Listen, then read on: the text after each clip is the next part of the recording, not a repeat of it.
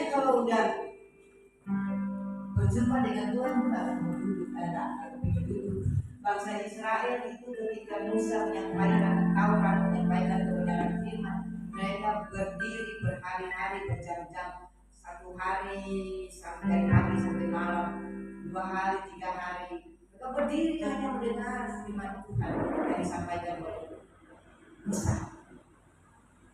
Terus gimana dengan jemaat di sini? Mau dengar firman Tuhan, berdiri dengan hati yang haus dan lapar kebenaran, kebenaran yang kau ketahui akan memerdekakan engkau seperti bangsa Israel. Kalau dengar firman Tuhan, dengan Taurat yang disampaikan Musa, itu mereka berdiri seharian, besok lagi seharian, besok lagi seharian, 3 hari Musa menyampaikan kebenaran firman.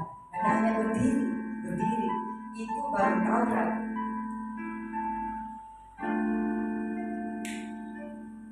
Kasih karunia lebih lagi dengan hati yang haus dan lapar akan Tuhan, karena Yesus sudah mati dan bangkit. Kita diberikan kasih karunia anugerah itu lebih lagi.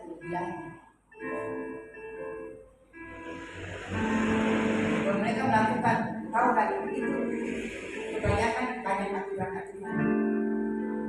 Jadi kalau Yesus sudah mati dan bangkit, tidak ada aturan lagi. Amin. Tidak, mereka menyembah banyak di bait Allah, di tembok ratapan, hanya secara fisik, tapi belum tentu hati mereka. Itu sebabnya kita melihat bagaimana bangsa Israel ketika mereka banyak peraturan, banyak Taurat, banyak Sabat. Kalau ketika Yesus menyembuhkan orang pada hari Sabat, mereka marah, nggak boleh hari Sabat itu nggak boleh bekerja. Tapi kalau orang mau mati masa nggak bisa disembuhkan? Yesus bilang, masa orang mau mati ini sakit penyakit nggak bisa disembuhkan? Mereka lebih penting ahli Taurat, Farisi, lebih penting yang di luar-luar. Tapi Yesus pentingkan yang di dalam. Silakan duduk. Haleluya. Yesus pentingkan yang di dalam. Ahli Taurat, Farisi, mereka melakukan yang di luar. Mereka beribadah, mereka berdoa, mereka sembahyang dengan jubah yang panjang di pasar-pasar di depan semuanya supaya kelihatan orang sembahyang, supaya kelihatan hebat mereka. Ketika mereka memberikan persembahan, Tuhan Yesus melihat. Dan seorang janda, orang miskin, seorang wanita tua, ahli Taurat bangsa orang Farisi memberikan persembahan di kotak. Yesus perhatikan di kotak loh. Pada waktu di perjanjian lama baru, Yesus perhatikan, wah orang Farisi ahli Taurat, mereka tunjukkan di amplop atau keluar dari saku berapa juta, 100 juta, 50 juta. Tapi janda miskin dengan 2 peser saja dia memberikan dari seluruh gajinya. Dan Tuhan bilang, itu yang berkenan.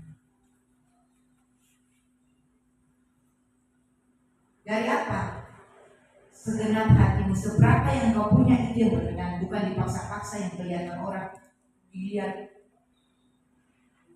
Seberapa yang kau ada, kau berikan kepada Tuhan, itu yang berkenan. Kalau orang-orang yang memberi dengan biar kelihatan orang banyak, biar kelihatan apalagi dilihat orang, kan Tuhan bilang kalau kau memberikan tangan kanan, tangan kiri jangan tahu. Jadi kesombongan itu tidak benar di hadapan Tuhan. Tuhan tidak suka kesombongan. Tuhan beri, Tuhan mau ketika engkau memberikan, ya puji Tuhan, kalau engkau punya kelebihan, engkau memberikan lebih, tapi dengan hati yang rela, hati yang sungguh-sungguh, bukan kepaksa. Amin. Coba kita buka di dalam Matius 15. Ibu tidak pernah mencatat firman, tapi firman itu mengalir seperti dalam Yohanes 4. Firman mengalir seperti air hidup yang mengalir, yang memancar keluar dari dalam hati. Hati itu bukan di sini. Ini dada, ini jantung kiri, jantung kanan, dada. Tapi hati itu dari dalam, hati itu di sini. Dari dalam hati orang yang percaya Yesus mengalir aliran air hidup, mengalir keluar, memancar keluar sampai kepada hidup yang kekal. Jadi dia mengalir dari perut ini di sini hati. Makanya bayi yang ibu hamil itu kan bayi di sini, itu dia bernapas di sini, di pusat. Jadi kalau dari hati orang percaya Yesus mengalir air hidup sampai kepada hidup yang kekal. Saya tiap hari makan firman, tiap hari baca firman, makan firman. Tuhan bilang kita bukan hidup dari roti saja, tetapi dari firman yang keluar dari mulut Allah. Ada amin. Siapa yang makan roti, capcay, nasi goreng, apa goreng lagi, mie goreng, terus makan gorengan, mengembang ke kiri, mengembang ke kanan, sampai akhirnya kolesterol. Padahal Tuhan mau kita makan firman. Kalau kita makan nasi goreng, kita makan mie goreng, capcay, mengembang ke kiri, mengembang ke kanan, banyak penyakit. Tapi kalau kita makan firman Tuhan dikatakan, ketika kita makan firman Tuhan, roh kita menjadi perkasa, roh kita menjadi kuat, roh di sini. Pusat bayi selalu ada di kandungan ibu, di pusat. Itu hati, itu roh berada di sini. Bukan di dada. Di sini dada, jantung.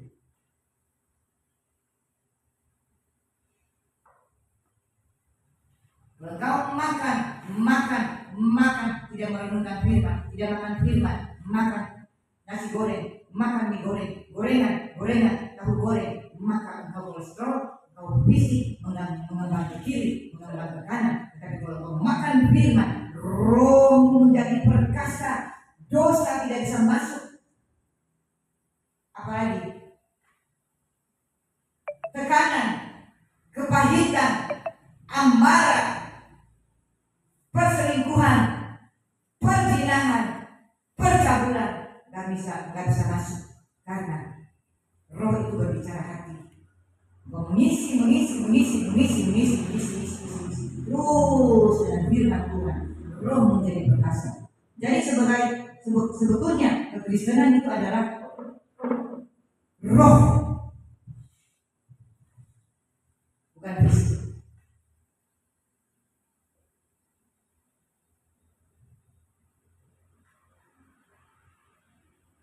Ada amin. Kekristenan orang percaya itu adalah roh, bukan fisik.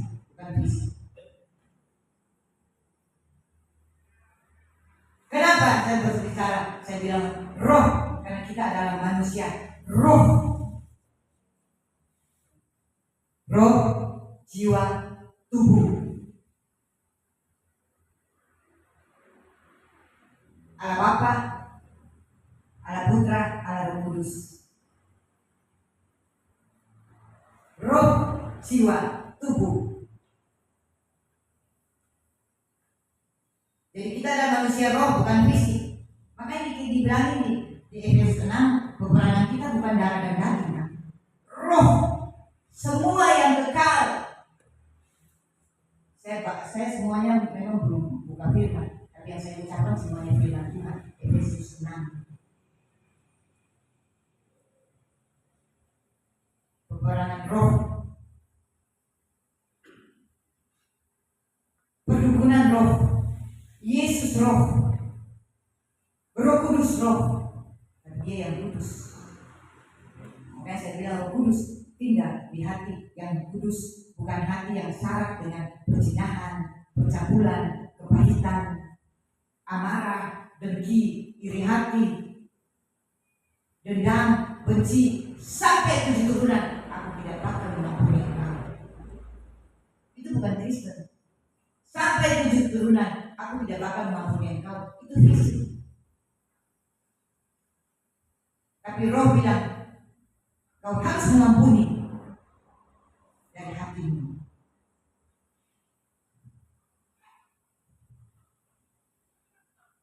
Makanya kan Firman bilang, roh penurut tapi daging lemah. Lemah apa? Terus berbuat dosa. Kenapa? Karena kau tidak makan firman. Akhirnya rohmu lemah, daging lebih kuat. Tapi ketika kau makan firman setiap hari, saya setiap hari makan firman. Jadi saya tidak pernah membaca firman. Ketika keluar, saya berbicara itu firman semua. Yesus 6, Yesus 10. Tadi saya mau buka di Matius 15. Karena mengalir seperti air yang mengalir. Ketika saya menyampaikan firman, memang seperti air yang mengalir. Karena makan firman terus. Kalau engkau makan firman terus, engkau kuat. Haleluya, amin. Ada makan firman, ada makan setiap hari, ada baca firman, makan firman. Itu makan roh berkasa. Iblis tidak akan bisa masuk. Karena engkau lemah, engkau nggak makan firman setiap hari. Makanya perzinahan, amarah, kepahitan, yang tadi semuanya sudah dilepaskan dengan amarah, kepahitan, beban berat. Itu masuk. Tapi kalau engkau penuh dengan firman, makan firman, rohmu menjadi perkasa. Makanya saya bilang, yang rohani itu yang kekal. Makanya iman itu pribadi. Iman itu adalah Yesus. Itu kekal, nggak bisa dilihat, tapi dapat dirasakan. Dirasakan di mana? Di dalam hati kita, di dalam roh kita, di dalam manusia rohani kita. Tapi manusia selalu mau lihat yang kelihatan. Yang kelihatan, mana Tuhan? Tuhan mana? Tuhan mana? Mau lihat yang duit, yang kelihatan. Mau lihat yang berzina, bercabul kelihatan. Tuhan kan nggak kelihatan. Makanya kita ke gereja aja, ke gereja. Tapi di mana Tuhan? Kau datang ke gereja hanya berlintas, hanya ibadah biasa-biasa, lipat tangan disapu. Apakah itu beribadah yang ketemu dengan pribadi Yesus? Apa ibadah seperti itu? Bertemu dengan pribadi Roh Kudus, lipat tangan disapu. Saya melihat semuanya. Kalau saya melihat semua udah tangan disapu, itu kau datang sebagai orang Kristen, tetapi kau jauh dari Tuhan. Engkau tidak menyembah Tuhan dari hati, dari rohmu. Kalau kau menyembah Tuhan dari hati, dari rohmu, kau mengangkat tangan, kau menyembah Dia, kau menangis. Menangis karena apa? Karena kasih-Nya mengalir atas hidupmu di dalam hatimu.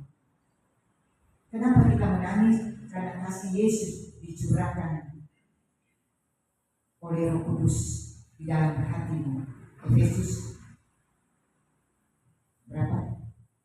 Efesus 5 ayat 5, Roma 5 ayat 5. Kasih Yesus dicurahkan dalam hatimu oleh Roh Kudus. Kenapa setiap kita berjumpa dengan Yesus kita menangis? Karena kasih-Nya dicurahkan di dalam hati kita. Ada amin. Jadi kalau saya bilang manusia roh itu hati, itu batin. Jadi berbicara, Tuhan selalu berbicara hati, bukan fisik, bukan jasmani. Kita selalu mau melihat yang fisik, kita selalu mau melihat yang jasmani. HP kemana? HP bangun tidur.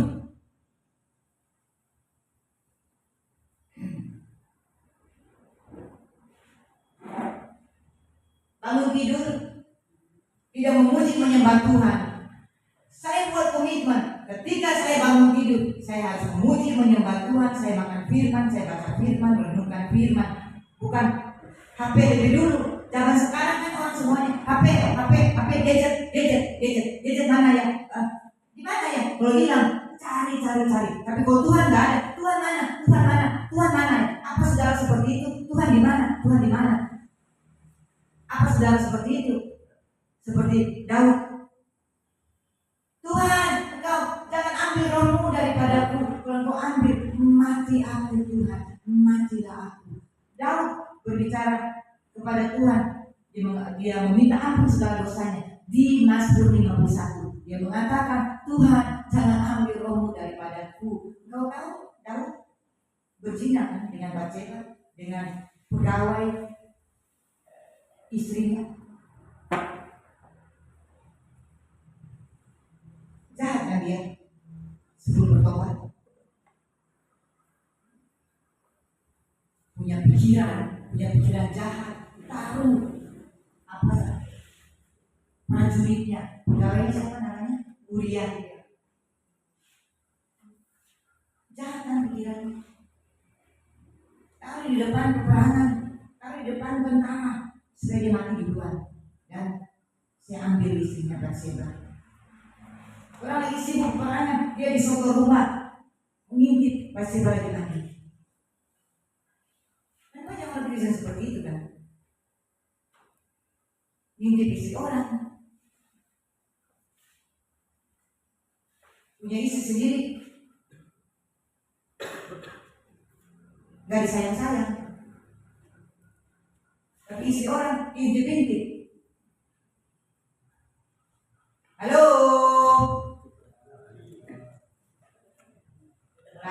mulai ketawa deh.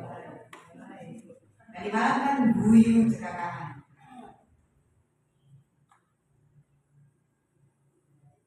Daud, istri orang diintip, lagi mandi.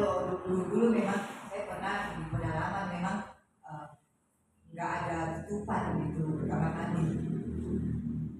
Jadi saya kalau mandi itu memang kan ada kampung jadi sepi, nggak ada orang, nggak ada loteng mereka kecuali naik kelapa. Naik kelapa baru bisa kelihatan. Jadi saya kalau mandi saya lihat dulu ada orang naik kelapa enggak. Ada orang naik kelapa enggak? Kalau enggak saya diintip. Kan di kampung-kampung, di desa-desa itu enggak ada apa. Daud melihat istri Uriah lagi mandi, tergiur hatinya.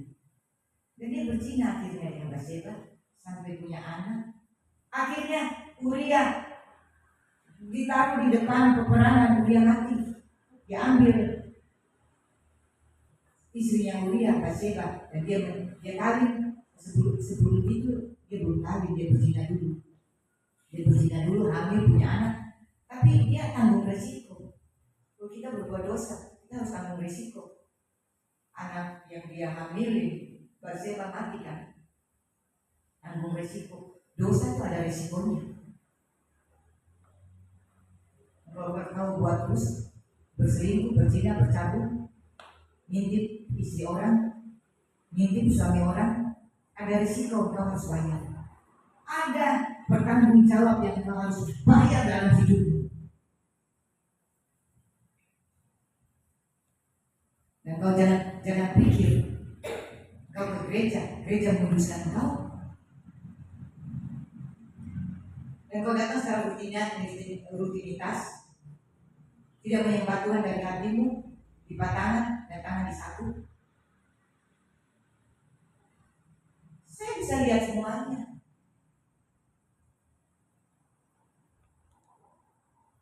Orang yang menyembah Tuhan dari roh, dari hati, yang sungguh-sungguh dan air matanya keluar, itu mengangkat tangan ke surga. Tapi kalau tidak menyembah Tuhan dari hati, yang dipakai dengan kata-kata yang rutinitas, dan apakah engkau seperti itu kau dengan Tuhan? Dan saya bilang apa? Dosa tidak disembunyikan. Dosa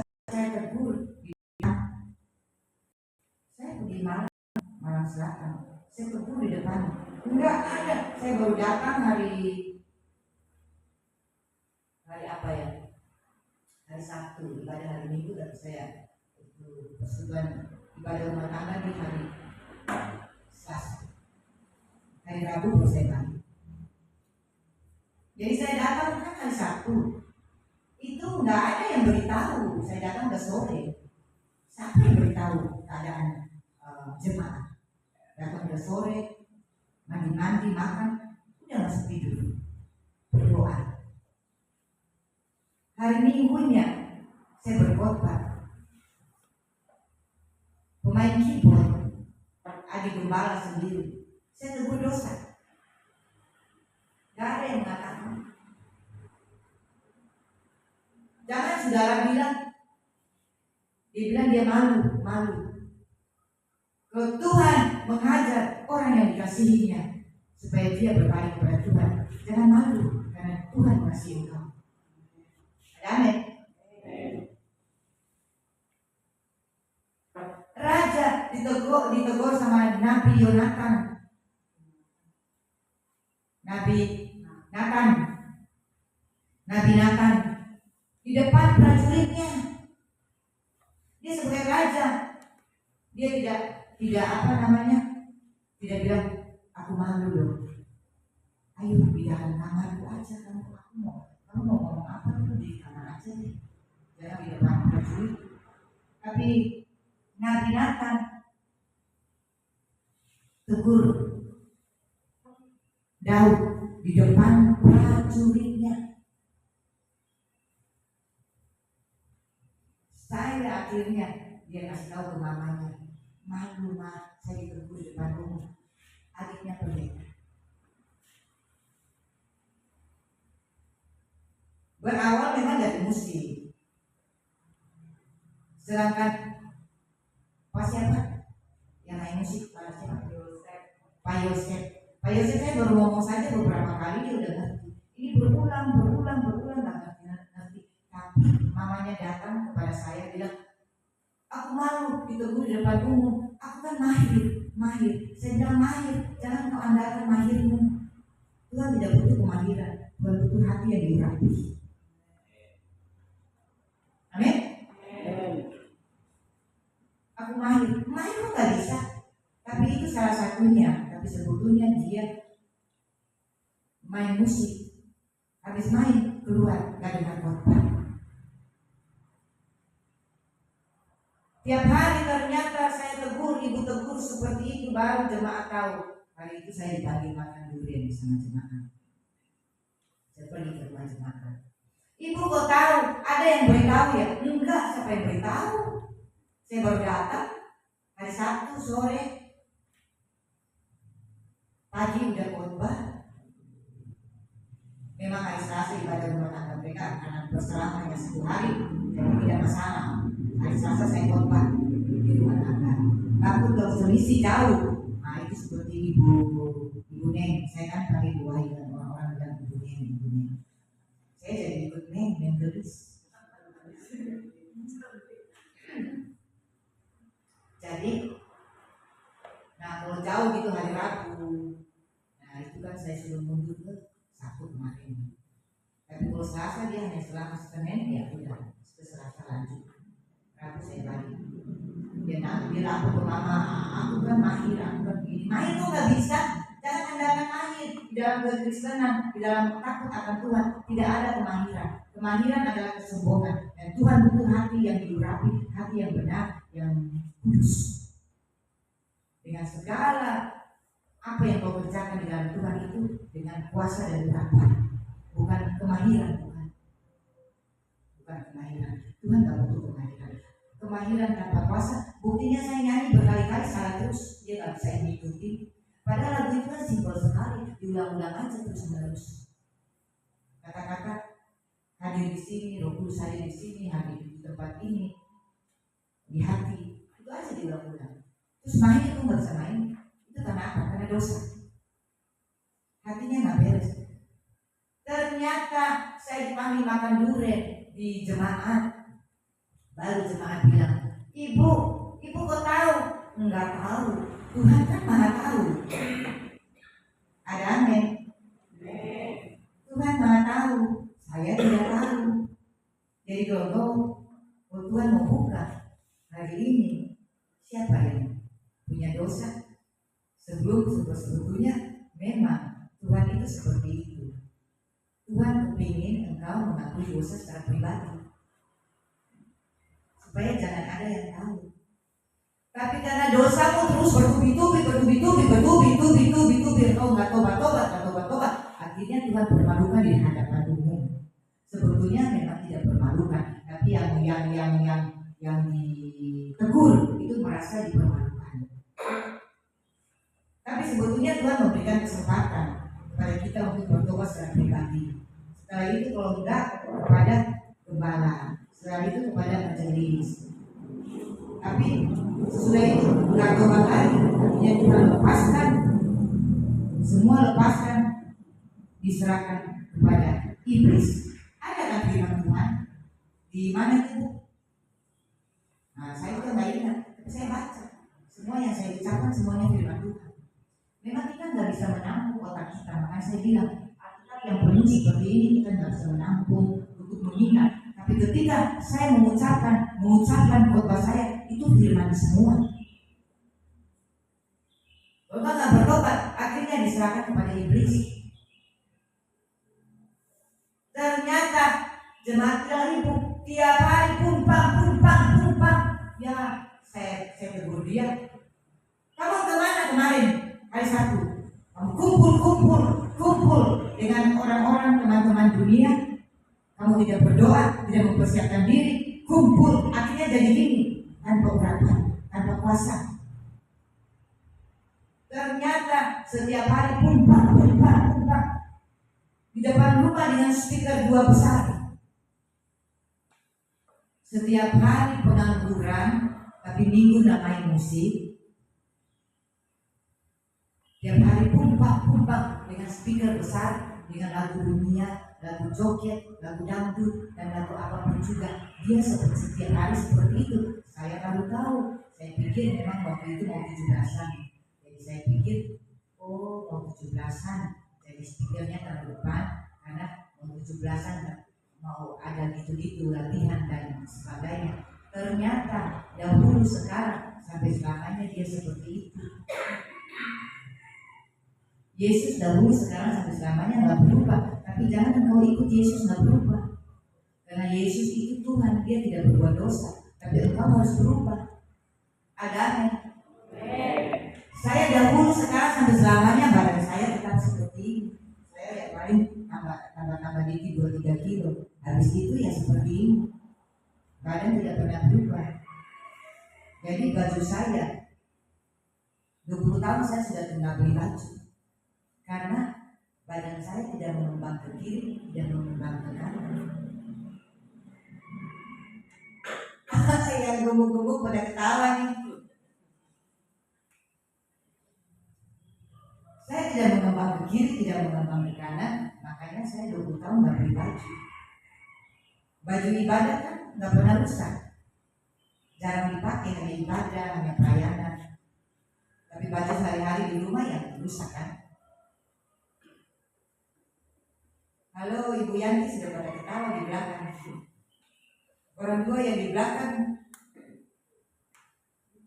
pada ketawa. Saya juga nggak ngerti kenapa mereka ketawa. Berarti firman menempel. Biasanya saya bilang orang yang pada ketawa itu firman menempel. Si siapa? Ari bilang, Ibu saya itu nge-gym. Saya nggak pernah nge-gym karena saya langsing.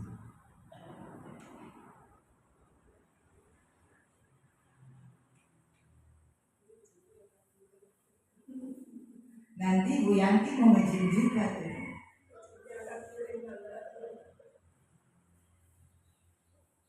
Kan 2 orang udah berbuih-buih di belakang. Tapi yang penting sehat. Amin. Berarti saya nggak pernah 20 tahun. sering dikasih juga sama jemaat, sama ya ketika saya melayani dikasih ibu gembala, diajak ke mall, saya dibeli baju barusan di Kediri. Gereja besar memberkati saya.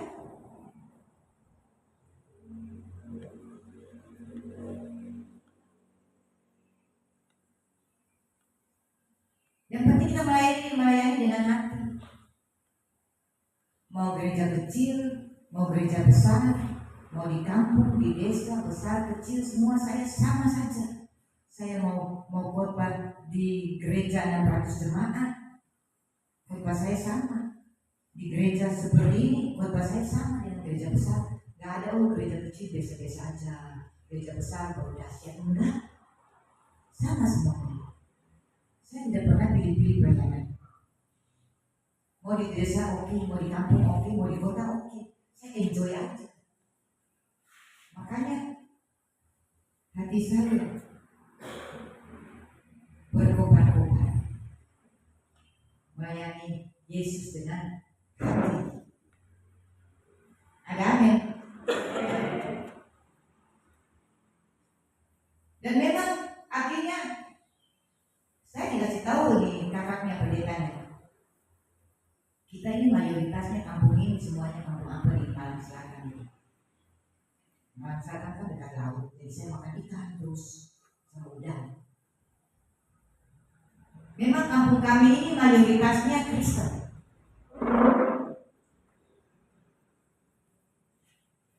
Kota kalau sudah mayoritas Kristen itu tidak akan bertobat. Saya pelayanan di kampung-kampung, saya pelayanan di pulau-pulau, itu mayoritas Kristen tidak bertobat. Kalau sudah bilang mayoritas itu tidak bertobat, sudah pasti. Banyak gereja BKJW Protestan. Dan saya bilang, kita jangan ikut-ikut orang yang tidak bertobat. Ya mungkin kan dia lihat orang-orang semuanya, teman-temannya semua nggak bertobat, Protestan, narkoba, seks, gadget, ketagihan game, ketagihan narkoba, ketagihan gadget. Itu kan menghancurkan kekristenannya.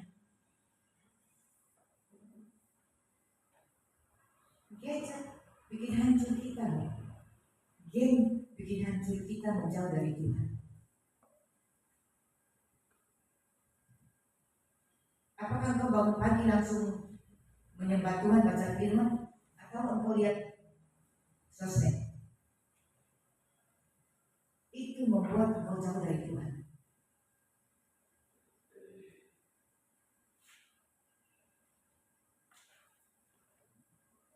Amin. Saya bilang di Wahyu ya, Wahyu 13 itu antikris. Antikris disembah. Dan saya bilang antikris akan datang dan disembah. Tapi saya berpikir juga antikris itu disembah di seluruh dunia. Bagaimana antikris itu disembah? Antikris itu disembah. Hari-hari ini antikris pakai gadget. Sudah kamu sembah gadget toh? Antikris kepingin disembah seperti Allah kan? Lucifer kepingin disembah seperti Allah. Itu sebabnya Lucifer di Yesaya 40, Yesaya 14. Coba kita baca.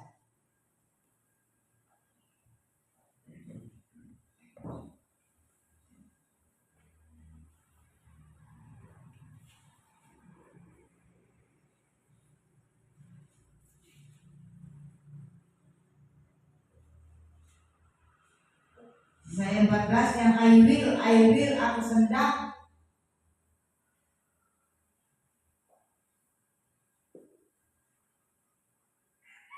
Nah, Yesaya 14 ayat 12 sampai dengan 15. Kita baca bersama 2, 3.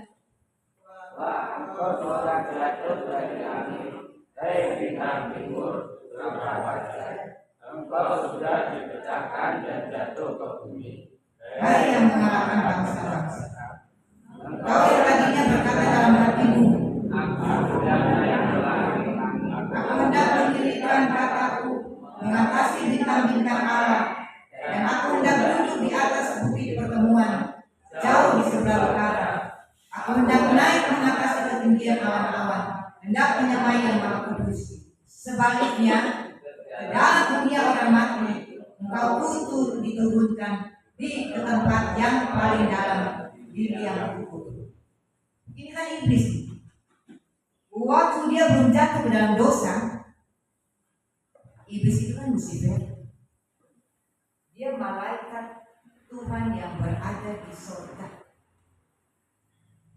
Dia Lucifer, pemuji penyembah Tuhan di surga. Ada harpa di dadanya. Jadi pemuji penyembah Tuhan, dia memuji menyembah, tapi akhirnya karena kesombongan dia ingin aku ingin menyerupai yang maha tinggi. Adam dan Hawa pun ketika iblis menggoda, iblis bilang, ketika kau makan buah pengetahuan baik dan yang jahat, kau sama seperti Tuhan. Iblis semuanya kepingin karena kesombongan, kepingin menyerupai Allah. Manusia dipengaruhi oleh iblis melalui ular, kepingin menyerupai Allah. Allah tidak mau ada seorang pun yang ingin menyerupai dia dong. Dia Allah yang maha kuasa dong. Dia Allah yang dahsyat, yang maha kuasa, pencipta langit dan bumi. Siapa dengan kesombongan mau menyerupai aku? Ya nggak bisa dong. Akhirnya Tuhan campakkan iblis sampai ke liang kubur, sampai ke bumi. Ngamuk dia benci sama Tuhan. Aku dicampakkan. Dia ngamuk, dia benci sama Tuhan. Dia nggak bisa menghancurkan Tuhan karena Tuhan adalah Allah yang dahsyat, yang maha kuasa. Dia pencipta langit dan bumi dan manusia kita.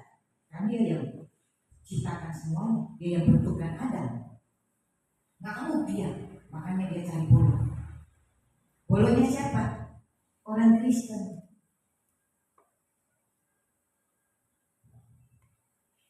Dia cari bolo, dia cari pengikut supaya sama-sama dia masuk ke neraka. Karena di 2 Petrus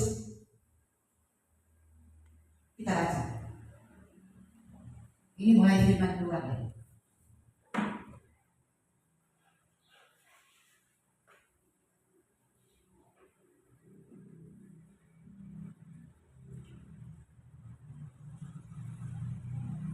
Ya, 2 Petrus 3 8 sampai dengan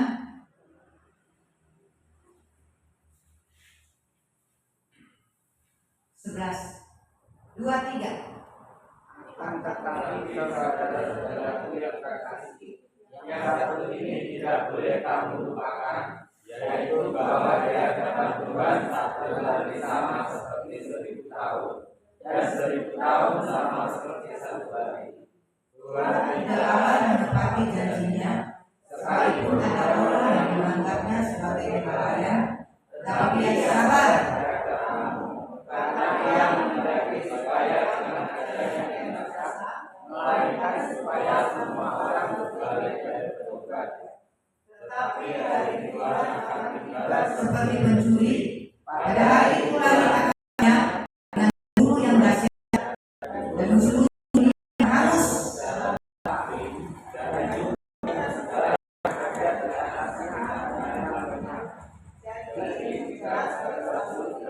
Hancur secara demikian, betapa suci dan salehnya kamu harus hidup. Ada amin? Tuhan bilang kan, ini semuanya dunia akan hancur sampai ke unsur-unsurnya. Nah, di dalam ayat yang ke-9 karena ia menghendaki supaya jangan ada yang binasa. Tuhan menghendaki jangan ada yang binasa. Dia tidak inginkan ada yang binasa. Karena dia mau semua orang bertobat dan berjumpa dengan dia supaya bersama-sama dengan Tuhan ke surga. Tapi iblis kan tidak mau.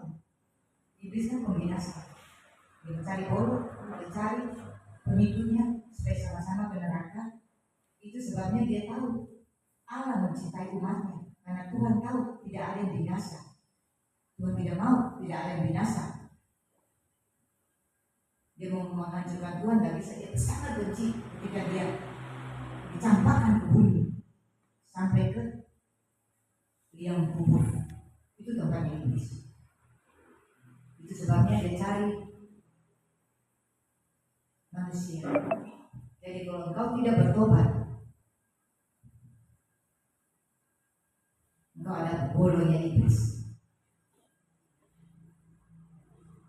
Dia cari pengikut masuk ke neraka, tapi Tuhan ingin engkau ke surga. Sebetulnya saya itu ngomong, kita bukan hanya ke surga. Ada banyak pendeta, ada banyak hamba Tuhan yang mengatakan bahwa percaya Yesus. Ketika mereka menginjil, mereka percaya Yesus, nanti kau mati masuk ke surga. Apa seperti itu? Memang kita mati akan ke surga, tapi ketika kita menginjil, aku masih mau hidup, aku belum mau mati dong. Amin.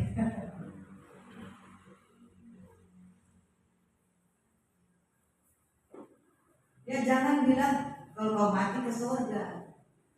Percaya Yesus supaya kamu jadi berkat kepada yang lain.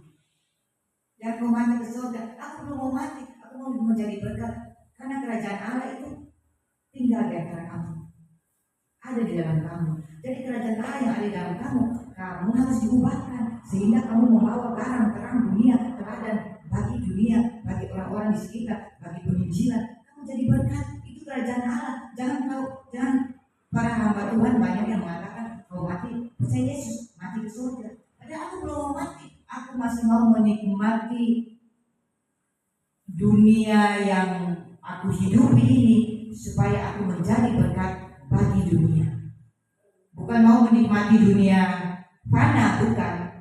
Aku masih mau hidup di dunia ini supaya aku menjangkau banyak jiwa. Supaya kerajaan Allah, dikatakan kerajaan Allah itu ada di dalam engkau. Yesus datang memerintah. Makanya orang Israel kan tidak mengerti. Mereka sampai sekarang menunggu. Makanya yang percaya Yesus di Israel, di Yerusalem, di sana itu katanya hanya berapa persen ya? 2% atau 3%. Karena mereka pikir Yesus datang itu dengan kerajaan secara fisik, kerajaan Allah, dan memimpin kerajaan Israel secara politik, secara fisik dengan fisiknya Yesus. Makanya sampai sekarang mereka tidak percaya. Padahal Yesus datang kan secara rohani. Yesus datang untuk membawa umat Tuhan, barang siapa yang percaya kepada Yesus, dosanya dihapus, dosanya diampuni, maka kita menerima kehidupan kekal. Bukan memerintah secara fisik, secara politik. Sampai sekarang mereka jadi versinya ada 2 versi. Versi kita bangsa Israel, orang Israel rohani, kita Israel rohani. Kita menunggu Yesus datang untuk mengangkat kita. Nah, mulai deh. Kasih persembahan itu, apa ini? Persembahan di gereja. Jadi, iya. Jadi ada 2 versi. Bangsa Israel menunggu Yesus datang secara fisik perintah mereka waktu itu supaya mereka dibebaskan dari penjajahan Romawi. Tapi Yesus kok nggak datang. Dan mereka bilang Yesus kan sudah mati. Mereka yang menyalibkan Yesus, orang orang Yahudi ahli Taurat itu mereka yang menyalibkan Yesus dan mereka katakan Yesus sudah mati. Tapi kita menunggu Yesus datang kembali itu secara roh, secara dia mengangkat kita di awan-awan dan naik ke surga, tinggal di Yerusalem baru, Yerusalem surgawi. Amin. Karena mereka versi mereka menunggu Yesus datang kembali secara fisik dan Yesus menginjakkan kaki di Yerusalem, katanya seperti itu. Jadi orang Farisi dan ahli Taurat menunggu ada dua versi. Mereka menunggu Yesus datang kembali, mereka bilang Yesus sudah mati kok.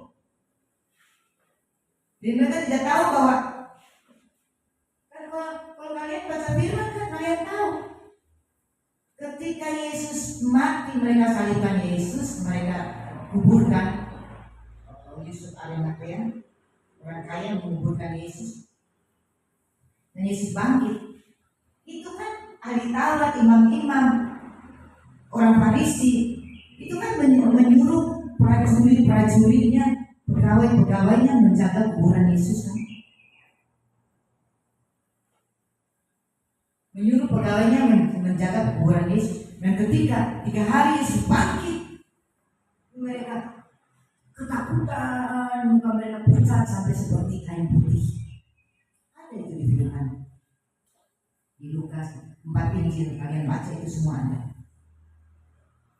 Dan mereka mengatakan benar, mereka datang ke imam besar, ke ahli Taurat, benar-benar Yesus bangkit. Tidak ada, kita melihat dia bangkit karena mereka kan sudah ada. Jadi ada fakta, ada bukti secara real bahwa prajurit itu menjaga kuburan Yesus. Dan mereka mengatakan iya benar Yesus mati dan bangkit. Karena kita melihat sampai kita ketakutan, muka mereka menjadi pucat. Mereka kabarkan kepada imam besar, kepada ahli Taurat, iya benar Yesus mati dan bangkit. Tapi mereka disokong,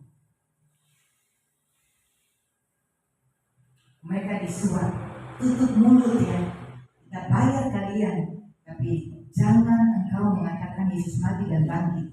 Tetapi engkau katakan bahwa murid-muridnya mencuri dia. Matikan aja. Di off.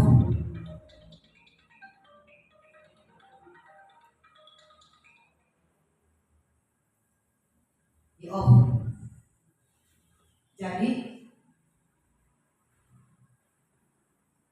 Jadi mereka mengatakan bahwa ada di situ.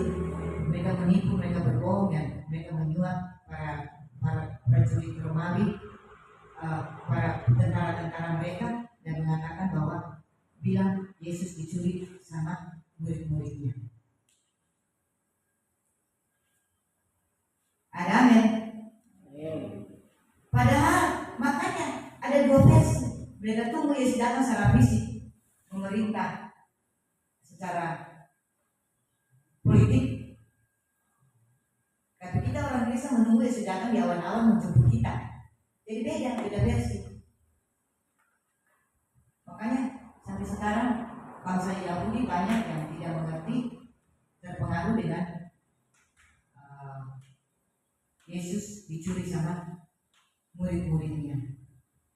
Padahal ditulis semua di situ, Yesus dicuri, tapi di situ dikatakan bahwa mereka berbohong, Yesus dicuri, tapi di situ mengatakan bahwa ketika prajurit melihat kebangkitan Yesus, kubur Yesus terbelah, Yesus naik ke surga, mereka gemetar, mereka ketakutan, muka mereka pucat seperti kain putih.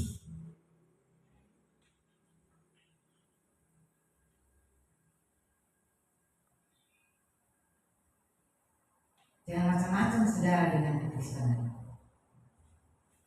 Ada amin.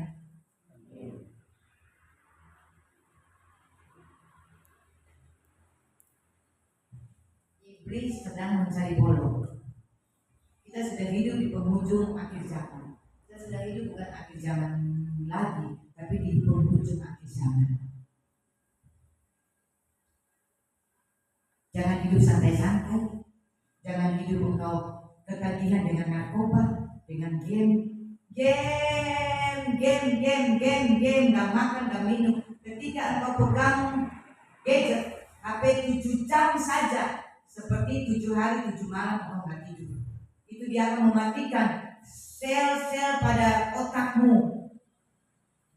6 sel otakmu akan hancur ketika 7 jam engkau nganggur, tidak kerja yang lain. 7 jam saja engkau seperti 7 hari 7 malam tidak tidur.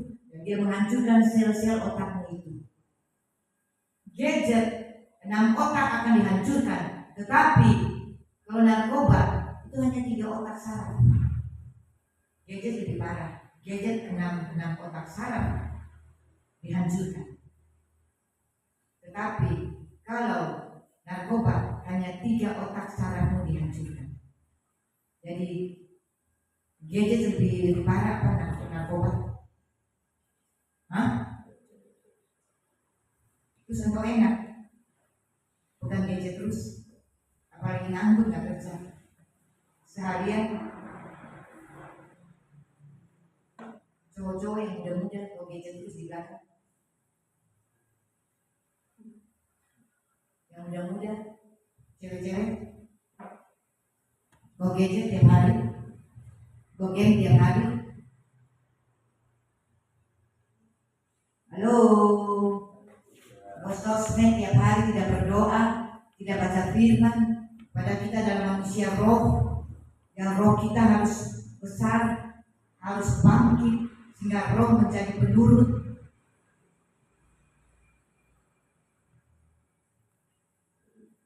Ada amin. Satu ibu di Surabaya ketagihan game.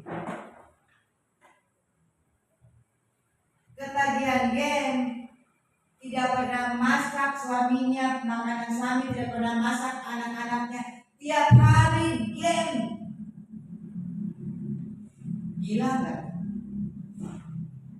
Sampai suaminya pulang, makanan gak disiapkan. Anak pulang sekolah, makanan gak disiapkan. Game.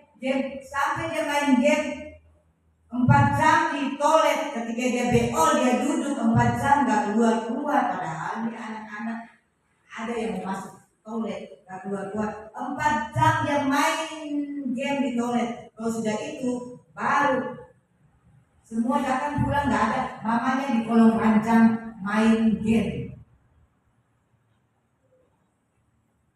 Menghancurkan semuanya kan kekristenan kita kan. Gadget, game, narkoba.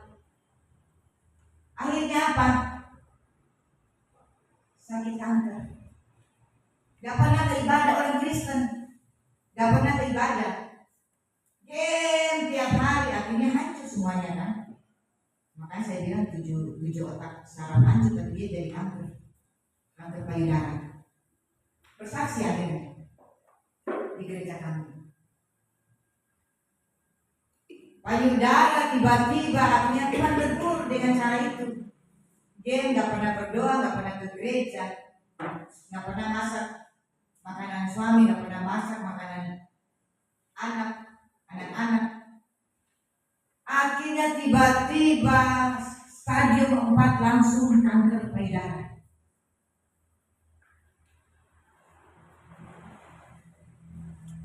Akhirnya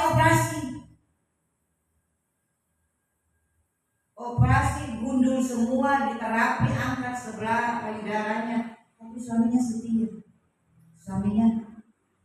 Ya itulah suami yang setia.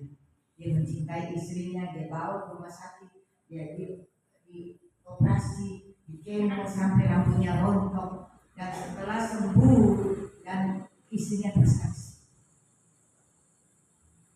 Saya game, saya begini, saya tidak menghiraukan suami, tidak menghiraukan anak-anak, tidak pernah masak, tidak pernah ini. Artinya Tuhan tegur dengan kanker payudara. Terus kalau saudara, terus buat dosa, terus game, terus narkoba, terus perzinahan, percabulan, dan Tuhan tegur dengan cara apapun bisa kan?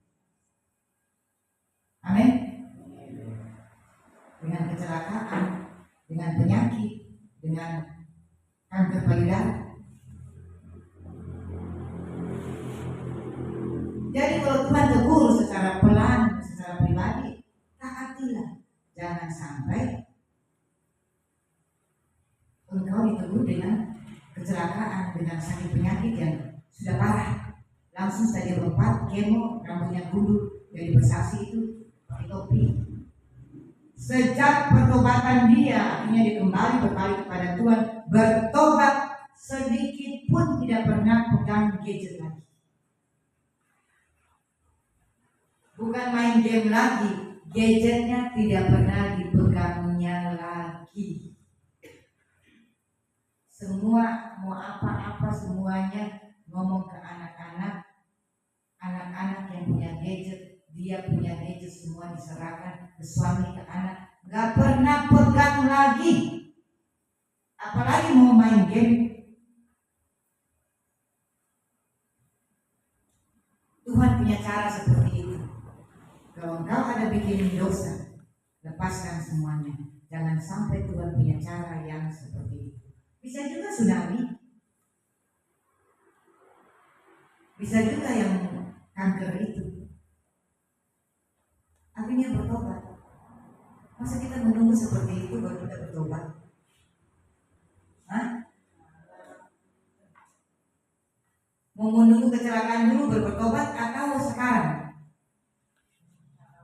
Hah?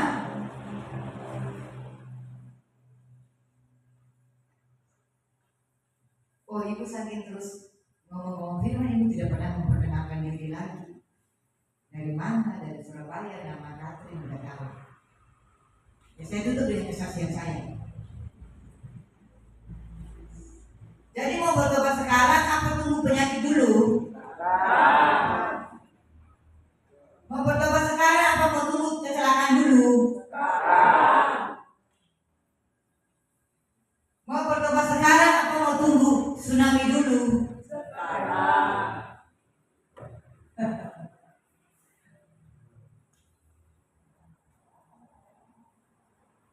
Sekarang ya.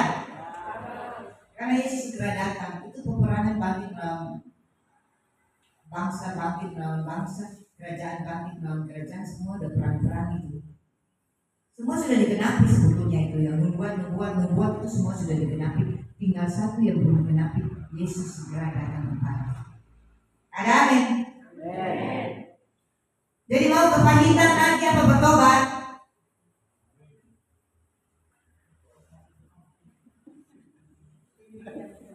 Oh, amin. Mau kepahitan berarti. Halo. Mau kepahitan, sakit hati, dendam, benci sama suami, istri, sama anak dan sebagainya, masih mau kepahitan seperti itu, apa mau bertobat?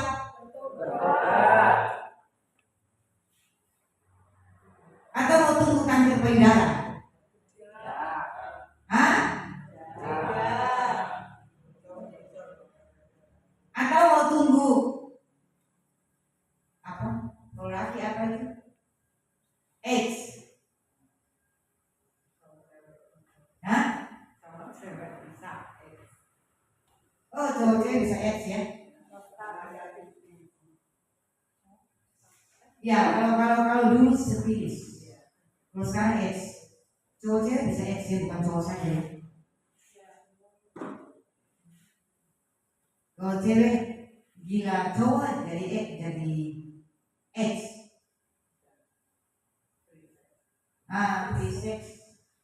Free sex kan terjadi dua-duanya, bukan hanya satu pihak ya. Di kota-kota kan banyak terjadi seperti itu. Di sana, di kota-kota di sana banyak terjadi seperti itu. Di sini enggak ya, tetapi di sana sini banyak. Halo.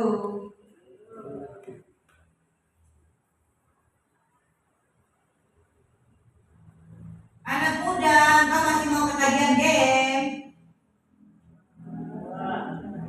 Halo. Anak muda, cewek-cewek, cowok, mau game terus, sosmed terus, engkau nggak berdoa, engkau nggak baca firman, kau datang ke gereja seminggu sekali, pun itu pikirannya melayang-layang. Melayang kemana?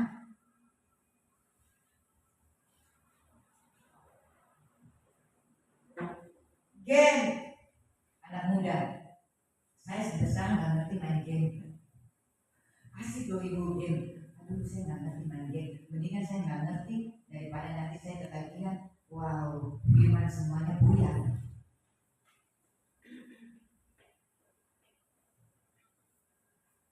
Mau bertobat?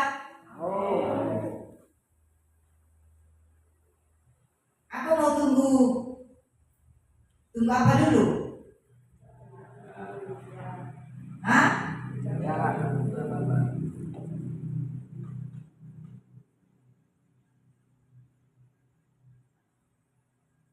Mau simpan kepahitan bilang sampai 7 turunan aku tidak akan mengampuni engkau. Apa seperti itu? Semua harus bertobat. Amin. Ini kesaksian saya. Karena firman terus menggebu-gebu sampai saya lupa memperkenalkan diri. Kan sudah tahu ibu Katin dari Surabaya. Saya sudah pernah menikah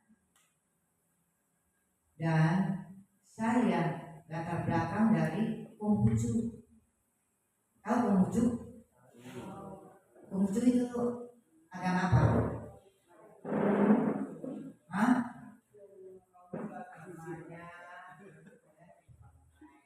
Nah, sembahyang di kelenteng, sembahyang kepada patung-patung, bukan kepada Tuhan. Padahal Tuhan bilang di Keluaran 20 jangan sembah patung kan? Nah, dari latar belakang itu mama papa kakek nenek yang semuanya latar belakang Konghucu dan ya udah kita nggak pernah ke gereja. Singkat cerita, akhirnya saya menikah punya anak satu. Waktu itu di Jakarta saya dapat mantan saya orang Medan.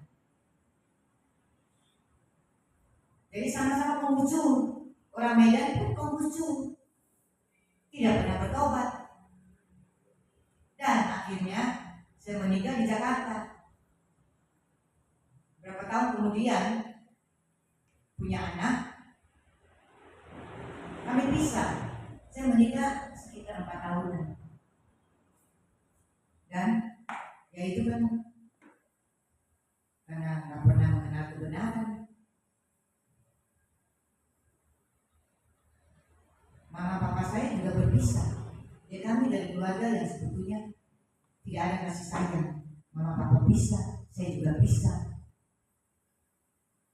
Tidak ada kasih sayang dari orang tua. Memang kita mencari kasih sayang dari manusia nggak bisa dapat. Kamu hanya mencari kasih sayang dari Yesus Kristus yang memuaskan engkau. Ada amin? Hatimu yang kosong, kita punya satu titik hati yang kosong itu hanya bisa masuk tinggal di dalam hati yang kosong itu adalah Yesus Kristus yang memuaskan kita. Amin? Menikah, akhirnya kami pisah, punya anak satu, saya balik ke Surabaya dan memang saya di Surabaya. Balik Surabaya saya mati-matian bekerja karena sudah punya anak. Saya buka rumah makan di Pasar Atom. Siapa sih tahu Pasar Atom? Oh nggak pernah ya ke Surabaya ya? Oh ternyata berita sama Surabaya itu hanya 5 jam. Tapi nggak ada di Surabaya ya?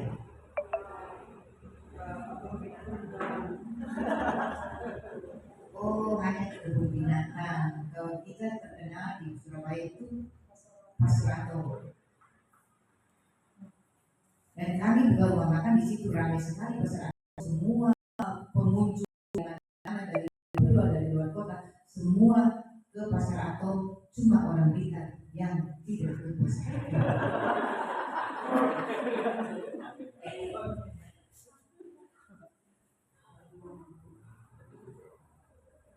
Saya buka di sana rumah makan, punya anak satu, belum kenal Yesus. Akhirnya udah buka rumah makan, punya pembantu 3. Yang 1 pembantu jaga anak saya, yang 2 bantu di dapur, mama sama adik, 2 pembantu di dapur, bagian dapur masak-masak, saya bagian pasar, belanja di pasar. Setiap jam 4:30 pagi saya sudah berada di pasar karena Soto Makassar itu semua harus dipersiapkan yang baru, besok masak baru lagi, besok masak baru. Tiap hari kan jualan kan, masak baru. Jadi saya stok daging, babat, semua komplit. Besok masak lagi, besok. Jadi saya setiap hari mereka sibuk masak. Dan hari itu saya ke pasar. Saya kalau pulang kan kita pergi jam 9 ke pasar atau apa setengah 9, jam 10 buka. Kita noto-noto di sana. Dan kalau mereka belum siap, saya pulang pasar itu udah jam 4, ya pulang jam 7-an, setengah 7 udah pulang. Kalau saya udah pulang, saya main dengan anak saya Ronald sudah bangun. Ronald, tapi hari itu saya bangun, saya mau main sama dia. Oh, mama saya nangis histeris. Ronald sehat, anak saya 2 tahun, laki. Nangis mama. Loh, kenapa mama nangis?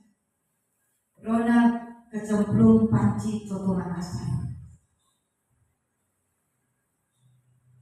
Kita kan jual Soto Makassar. Itu laku sekali karena kita ada buka cabang 1 di pasar besar. Itu pakai rombong, jadi pakai kupon, dijaga orang, dijaga pegawai. Terus yang di pasar Atom saya dan adik saya dan pembantu 1 di pasar Atom. Dan itu panci lore-lore abu-abu, tahu nggak? Tahu.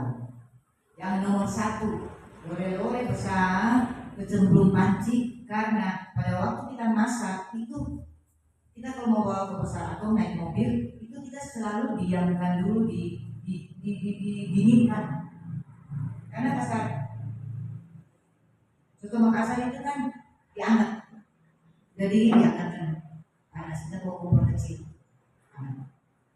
jadi kita dinginkan. Jadi kita punya dapur basah, dapur bersih, dapur basah di dalam, dapur bersih di luar.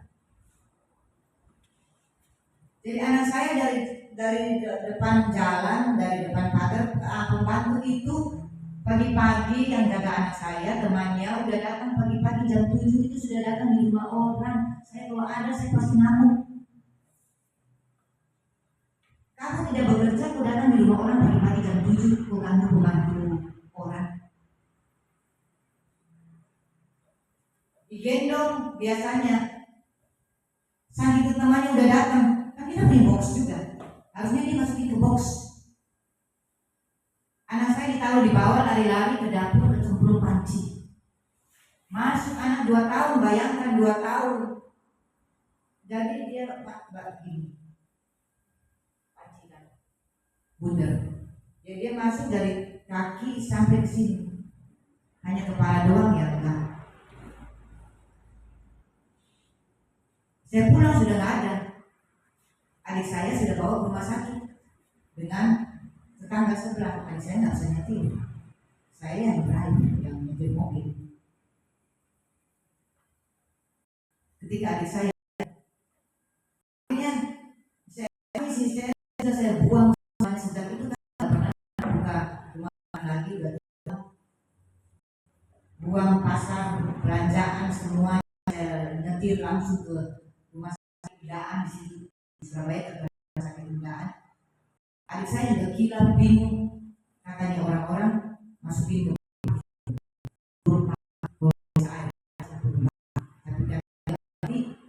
lari ke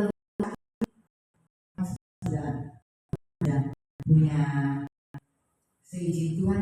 Kalau saya tidak yang banyak, saya kan belum kenal Yesus. Dan saya di rumah sakit nangis dia di ICU. Saya telanjang di ICU dan tidak bergerak, tidak berkutik, saking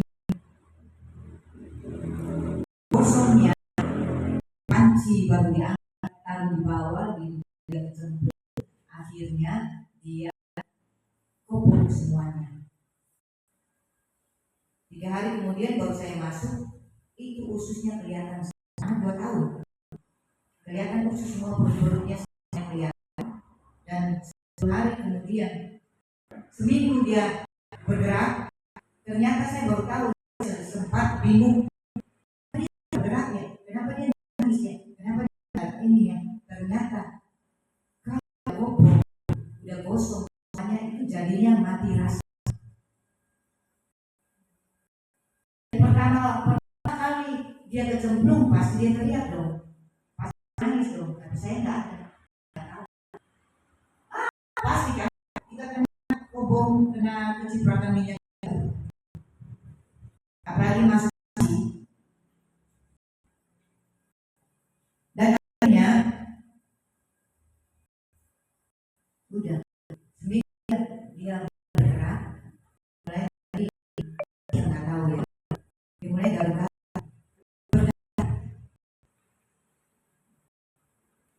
punya infeksi, 10 hari koma, supaya koma, dan 2 minggu kemudian meninggal. Pada waktu anak saya meninggal, itu saya stres, saya depresi, saya gila. Tiap hari saya ngamuk sama mama, sama pembantu, sama adik saya di rumah, karena kejadiannya itu saya nggak ada. Jadi saya ngamuk, adik saya berontak, saya ngamuk, saya kejar-kejar adik saya dengan barang. Bunuh kamu ya, bunuh kamu. Adik saya lari-lari, langsung Tuhan. Kita semuanya muncul nggak kenal Tuhan. Adik saya waktu saya mau bunuh, adik saya Tuhan tolong, Tuhan tolong, Tuhan tolong. Adik saya bertobat kenal Yesus. Tuhan punya cara dengan supranatural seperti itu. Adik saya seminggu bertobat kenal Yesus, saya 1 bulan baru kenal Yesus. Tapi ketika saya mau bunuh mereka semuanya, mereka kabur minggat. Saya ditinggal di rumah sendirian.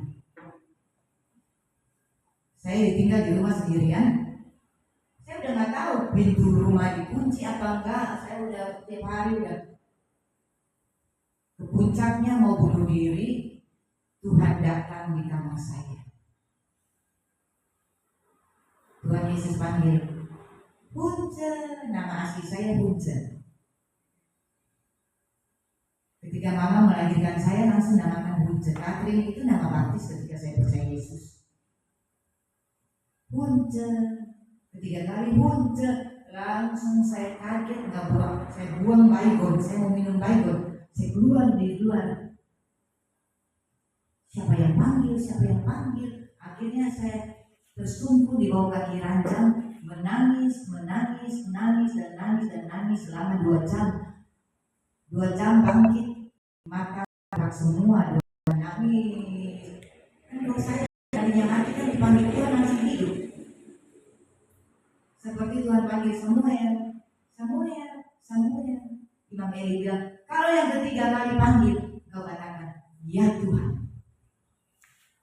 Saya Tuhan panggil seperti itu. Akhirnya semua beban gila, depresi, semua Tuhan angkat, Tuhan pulihkan, damai sejahtera dicurahkan semuanya. Bangkit 2 jam kemudian, baru saya sadar orang-orang tuh nggak ada di rumah semuanya. Waktu saya di mereka minggat kan saya nggak sadar, karena dikuasai iblis kan, depresi, gila. Dan ketika Tuhan panggil nama saya dipulihkan kembali, hidup baru, lahir baru, roh saya dipimpin oleh Tuhan. Makanya Yohanes 3 kan, Nikodemus bilang, gimana kerajaan Allah masuk ke rahim ibu lagi? Saya kan sudah tua. Yohanes 3 mengatakan, saya udah tua, udah bercampur. Ahli orang Farisi kan, ahli Taurat bercampur.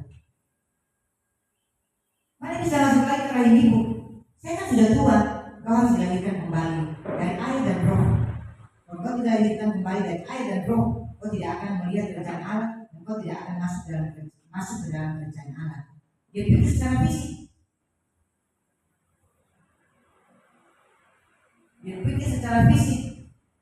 Padahal kekristenan bicara roh kan. Saya bilang secara roh itu.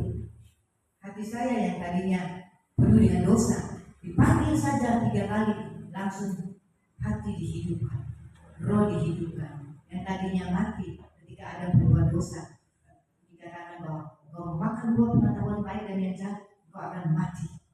Kan mati rohani kan?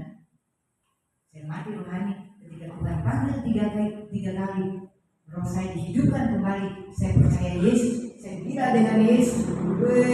Saya gila pokoknya dengan Yesus. Hanya tetangga. Langsung detik itu juga Tuhan pimpin roh saya hanya tetangga. Gereja di mana ya?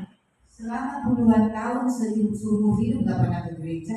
Saat itu Tuhan panggil 3 kali saja, roh saya dipimpin langsung ke tetangga. Gereja di mana ya? Itu dahsyat nggak? Ternyata Tuhan sudah pilih saya menjadi hambanya. Sampai sekarang saya sudah melayani 25 tahun.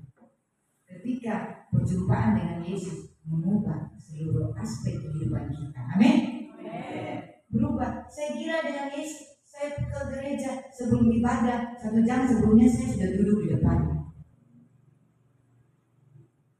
Mereka tetangga masih tahu waktu itu saya awal pertobatan 30 tahun yang lalu itu saya masih di Betani. Awal 1 tahun saya di Betani. Sudah itu baru di Mawar Saron. Saya dari Mawar Saron. Firman Tuhan di Yohanes 14 ayat 12. Kalau kau percaya kepada Tuhan, kau dapat melakukan perkara-perkara pekerjaan yang besar, perkara-perkara yang besar, pekerjaan yang kau lakukan seperti Yesus lakukan, bahkan lebih besar. Jadi firman yang saya baca semuanya,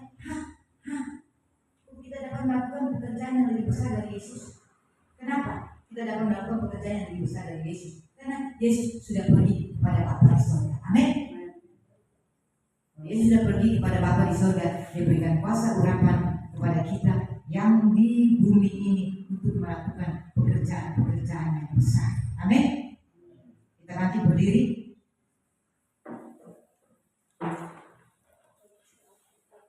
Ternyata Tuhan pilih saya menjadi hamba.